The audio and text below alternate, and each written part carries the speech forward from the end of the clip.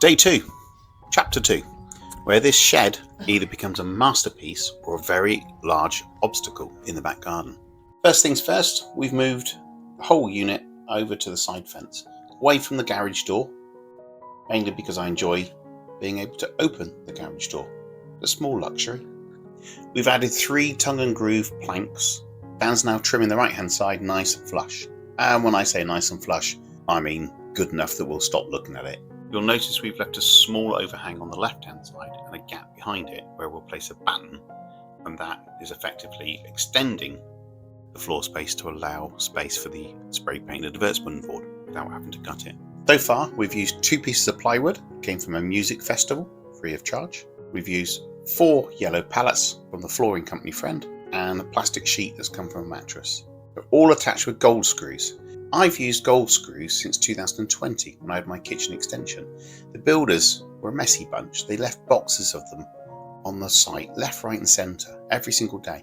So I tidied them away each night, and before you know it, I could open my own store. Just selling screws, of course. So that's how we've been fixing it. And I've got to be honest, the gold screws do well enough. As you can see, the foundation is already strong enough for Dan to sit on. Next up, we insert that batten I mentioned. Clearly a 2-man job. Up she goes. This is the top half of the shed now being slotted in, hoping the wobble on the floor just goes away.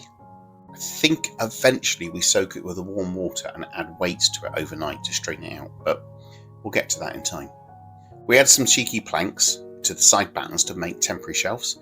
That's a great idea that we will offer properly at the end of the product, because that is good storage inside the shed. We pre-drill and we pre-place screws in the pallets on the ground. That involves less circus style handling when the pallet's up high. That's using the old noodle. Battens and toenailed screws here are your friend. All of this will be covered and hidden from view. And the same goes for that piece of litter that Dan's just dropped on the back. That will be hidden as well. Bring over the waterproof sheet, fool me once and all that. See chapter 1 for details of that. Pre-drill the advert board, measure up first of course, and up she goes into her pride and place. So that's the right hand upper level now installed. Another yellow pallet makes this nice and uniformed. Clad the back wall at this point. That's really important because this is the last chance we'll have to cut the edges of these tongue and groove without the pallet being in the way. Bit tricky here. Now I'd like to run my poor man's track saw on the right hand side, but the motor of the circular saw gets in the way. So I go into the workshop and I find a skinny B&Q metal ruler, 2 clamps, and we create the run.